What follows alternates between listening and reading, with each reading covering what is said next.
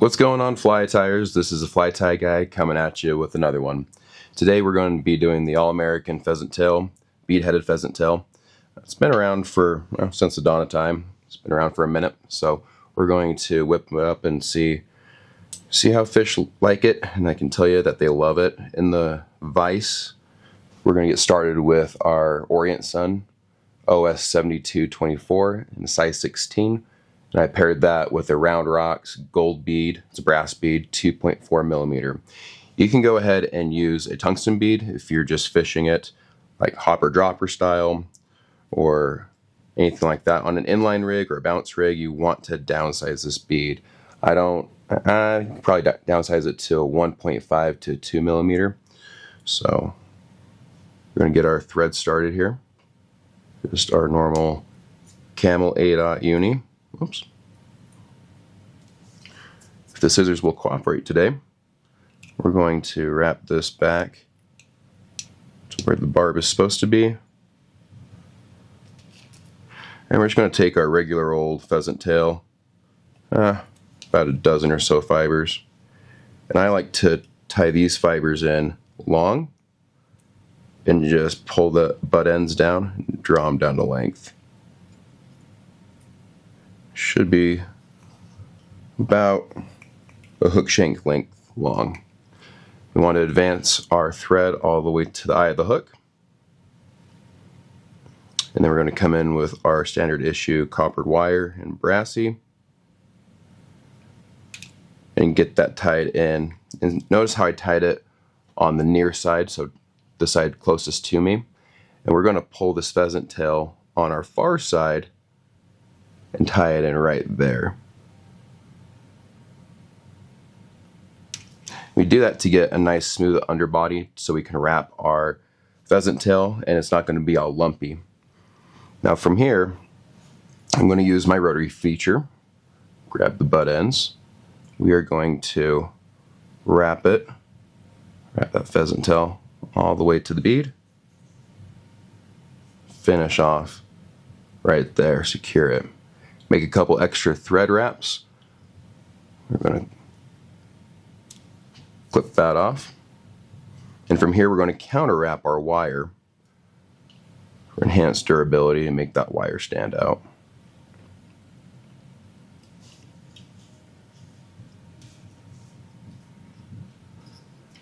And tie that in, lock it down. Grab that close, helicopter that off, wire. So from here, we wanted to wrap that wire and pheasant all the way to the bead so we can wrap back to tie in our thorax. We do that so that there's no lumps or bumps. It's one smooth fly. So if you ever are wondering how to get a clean, smooth pheasant tail, that's how. We're going to wrap back to about a third of the way back. We're going to tie in our Peacock Herl from Nature Spirit.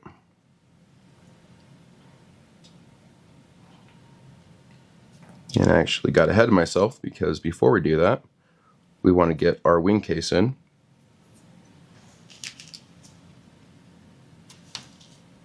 With some pheasant tail.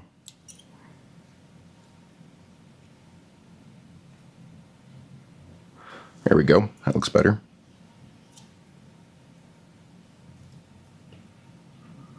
And advance our thread just behind the bead. And we want to go ahead and wrap that Peacock Herl.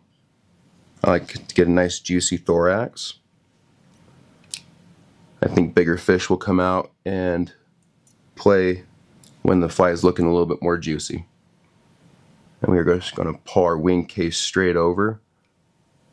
Kind of looks like that. Should be right dead center.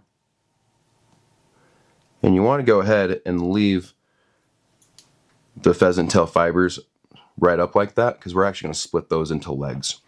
But for right now, that is how it should be looking. I like to cut these white ends off. I don't know if the camera will catch that, but I cut those white ends off of the pheasant tail fibers and split them into somewhat even groups. And from here, we're going to pull 2 fibers down and catch them with our thread. And same with the other fibers. And this is where the thread torque comes into play. And you can really manipulate that thread to make those pheasant tail fibers lay to the side for those legs. We want to come in with our whip finish. Always double whip finish.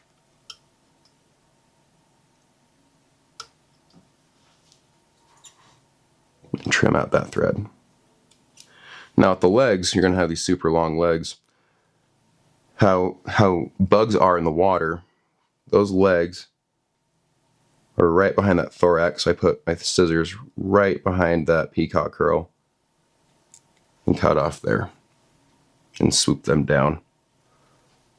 Err on the side of being short, not long with these legs, and you'll see more fish come out to play with these flies. That is what your American pheasant tail looks like. Twist some up, try them on the water. If you haven't already, like, subscribe, and we'll catch you on the next one.